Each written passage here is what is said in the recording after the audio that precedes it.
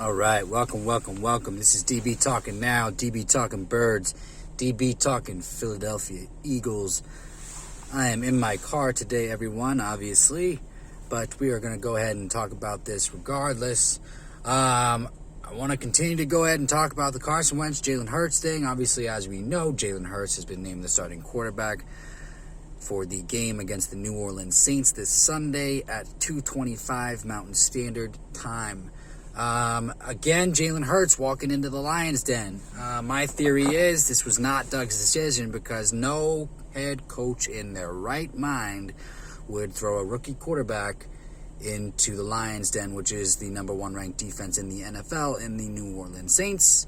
One of the most prolific, creative head coaches to ever coach the game in Sean Payton, and also just the fact that New Orleans Saints are 10-2 and number one seed in the NFC, and are certainly looking like they're going to continue their right on time scheduled playoff push and playoff run as we can already see, obviously. So I brought this up yesterday in my live stream, and one of the other YouTubers that I follow, Lord Brunson.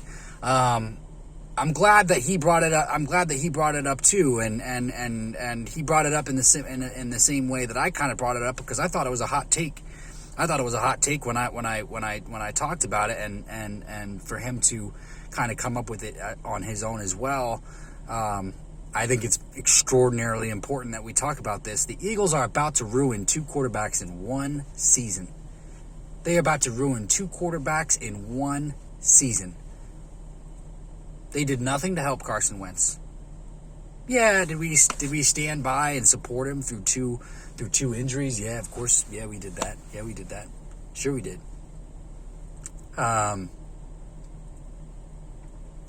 Did we give him a big contract? Yeah, we did that.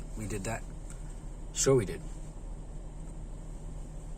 And also, we didn't get him help. Or no, I'll rephrase this. I'll give the front office a little bit of credit, even though I absolutely hate the fact that I just said that, and I hate the fact that I'm about to do this. They tried. But just on time, as scheduled, every offseason, every April, Howie Roseman fails to evaluate talent and fails to draft the right guys that are going to help this team. Not even Carson Wentz, but the franchise in general, moving forward. And my question is, how in the world has Jeffrey Lurie not gotten rid of this man already? How is he not? I don't understand. It doesn't make sense to me. We're in cap hell. We have nothing to show for it. Picks from rounds 1 through 3 have not panned out in the past 5 years. We took a first-round pick in Andre Dillard, offensive lineman, and he's going to come back from injury and he's not going to have a starting spot. And in fact, they're probably even going to try and trade him. You think they're going to give him a fifth-year option? No, they're not. They're not going to give him a fifth-year option because he's not going to be worth it.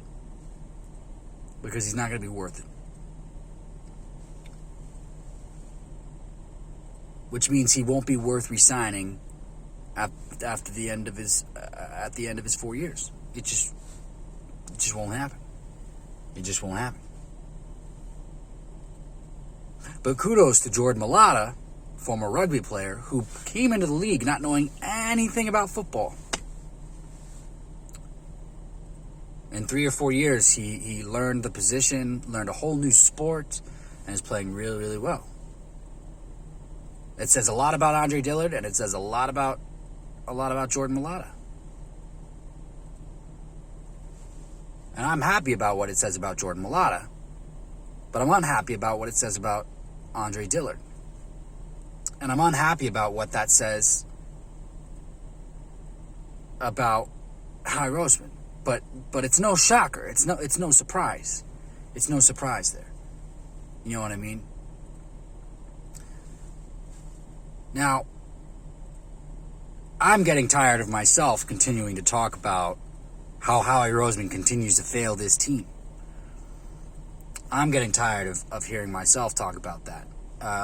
He's failed this team over and over and over and over again. You know, we can point to the 2013 draft and how we got some good players out of that draft, but it wasn't technically Howie Roseman. That was technically Chip Kelly and Howie Roseman, but it was Chip Kelly's first year, and they were going to let Chip have some pretty influential say in the draft and who he wants. And so who did we get? We got Lane Johnson, and we got Zach Ertz, and we got Jordan Hicks in the third round. So I think that there is an overall arc that needs to take place, and that overall arc, the underlying theme of the overall arc, is to seriously evaluate what you have and dump it. Find a way to healthfully and successfully dump it. And obviously we know the names: Brandon Graham, Fletcher Cox, the guys that are getting old. And I'm looking at the Brandon Brooks contract, and in 2021 and in 2022, we're looking at a high teens per million for the in the millions cap hit. We're looking at a $16-17 million cap hit. And so what do you do? What do you do at that point? I mean, look, a major trade candidate that was mentioned plenty of weeks before the trade deadline this season, and even at the trade deadline, offensive guard Joe Thuney, he plays for the Patriots. He's going to be a free agent this year, and I have some serious belief that they're not going to re-sign Joe Thuney. They have a younger guy that is standing behind him and has been playing well from what I hear. So I don't think that they're going to re-sign Joe Thuney. So the question is I'm looking at all possibilities here. I'm looking at all possibilities here because these guys have to figure out a way to, and obviously we're stepping away from the Carson Wentz and Jalen Hurts topic for a second, but these guys have to figure out a way to seriously recover from this cap hell that they find themselves in. The Deshaun Jackson contract, the Malik Jackson contract, the Javon Hargrave contract. Now, granted, Javon Hargrave is I'm pretty sure he's only 26 years old. He's pretty young. And that was the belief. The belief was that Javon Hargrave was going to come in and be the replacement for Fletcher Cox. In the long run. Obviously we don't want to get rid of Fletcher Cox, and obviously we don't want to do that. I mean, he's been a great Philadelphia Eagle and has done some great things for us. But Fletcher Cox is not Fletcher Cox anymore. He's not Fletcher Cox anymore. And so these are just some things that we got to start talking about. We don't necessarily have to get into it in depth here right now. The season is not quite yet over, obviously, as we all know. We still have to go through this Jalen Hurts ride. And we've got 4 games left, and my belief is that Jalen Hurts is going to start every single one of them. He's walking into the Lions' den. I've said it before. I'm going to say it again. He's walking into the Lions' den against the New Orleans Saints this week, and And it's completely irresponsible for this coaching staff to do that. Completely irresponsible. And that just furthers my belief that this was not a Doug Peterson decision. His hand was forced. His hand was forced. His hand was forced by Howie Roseman, who's doing everything he can to keep his job. But Howie Roseman has no place in hell to be able to tell Doug Peterson who he should start on game day. And the fact that that is the case, due to increasing reports over the last month, it's a problem. It's a problem. That's a major, major problem. And so what do you do? I mean, they're and I go back to Jalen Hurts will either succeed and shock us all, or the Philadelphia Eagles are about to ruin 2 quarterbacks in one season.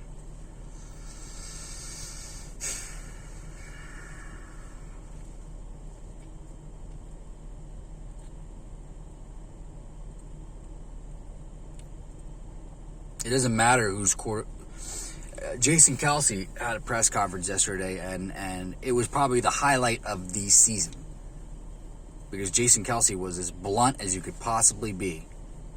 This has nothing to do with Carson Wentz. Of course, he's at plenty fault. He wasn't playing well, but this is coaching issues. When you're this bad, this is coaching issues. This is offensive issues. This is front office issues. This is the result of the coaching staff's inability to facilitate a successful offense. That's pretty much what he said, and I'm paraphrasing a little bit, but Jason Kelce did not hold back, and that's why I love listening to press conferences from Jason Kelce. Jason Kelce it's a true Philadelphia Eagle through and through. Probably one of the best Philadelphia Eagles we've had in the last 2 decades. And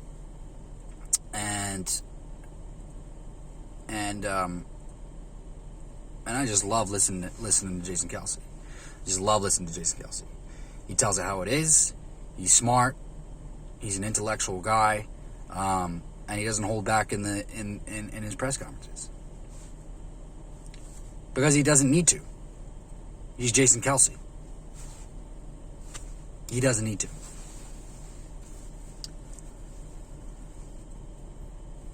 This team, you know, there's a lot of reports of people of Carson Wentz haters just saying that he's had 3 bad seasons, that he's had 2 bad seasons. No, he hasn't had 3 bad seasons. He hasn't had 2 bad seasons.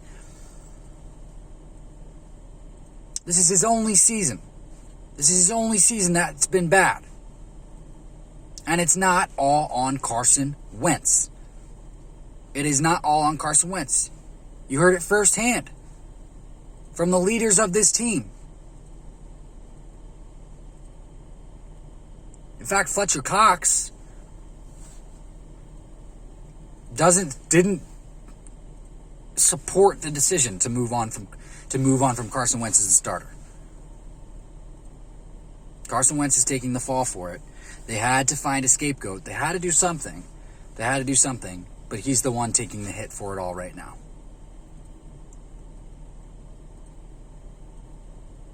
In my honest opinion, I don't see Carson Wentz going anywhere. Really, there's no possible way of getting rid of him because of his contract. There's no possible way unless the Philadelphia Eagles decide that they want to eat $35 million or $30 million or $25 million in cap if they trade him. Whatever it is, there's been reports about many, many different things. It's 35, 30, it's 25, it's 28. And I don't think that they're going to want to do that. It's going to put them in cap hell for an entire season and beyond.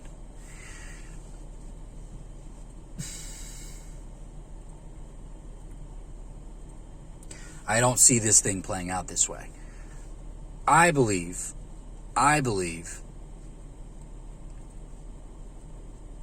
that the best decision going forward is for Jeffrey Lurie to cut bait with both Howie Roseman and Doug Peterson and bring in John Dorsey, where John Dorsey will bring in the dude from Kansas City. Belemini or whatever his name is, however you say his name.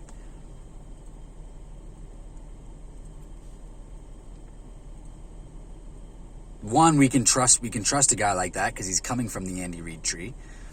And two, imagine if he brought some of the same concepts. You know,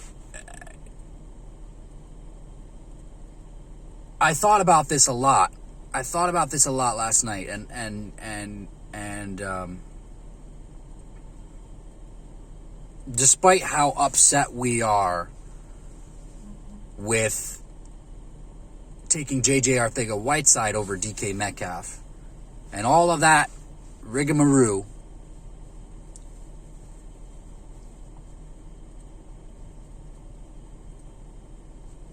how can you not look at that? Maybe the reason we're not getting results out of the wide receivers that we're drafting is because of the game plan, the play calling. You guys remember when Frank Reich was still here and Matt Collins looked like a good young prospect? I do.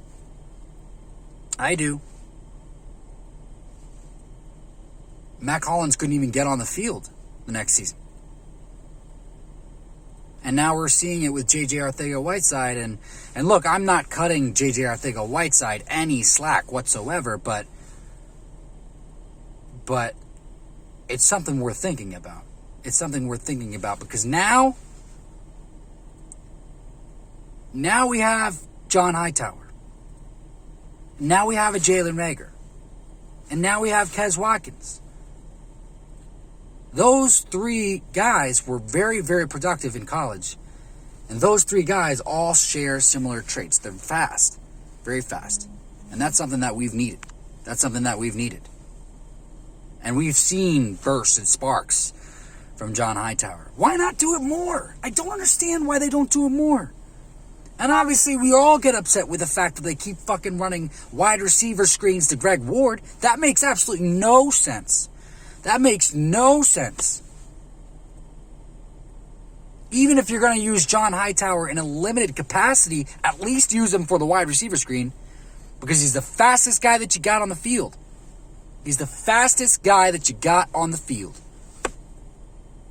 Or at least in the wide receiver room. He's the fastest guy.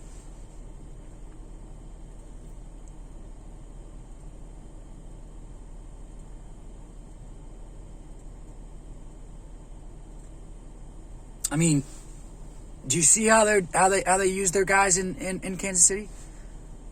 Their wide receivers? Yeah, they can afford to bring on Sammy Watkins as a third receiver. Do you want to know why? Because they can use him. They know how to use him. Or DeMarcus Robinson. Because they know how to use those guys. And obviously there's Tyreek Hill, who's insane. Absolutely insane. But you think we would be using Tyreek Hill in the correct capacity right now?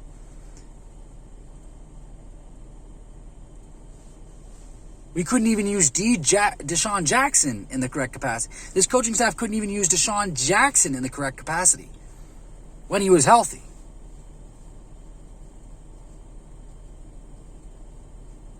These are things to look at. These are things to look at in depth because what in the hell were they doing? And obviously the obvious one is why the fuck is Alshon Jeffrey still on the field? Why?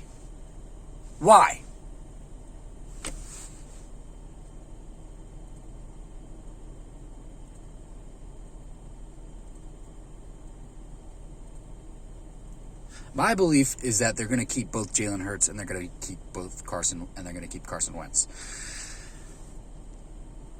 My hopeful scenario is Howie and Doug are both gone. And the new coach that comes in decides who he wants to use.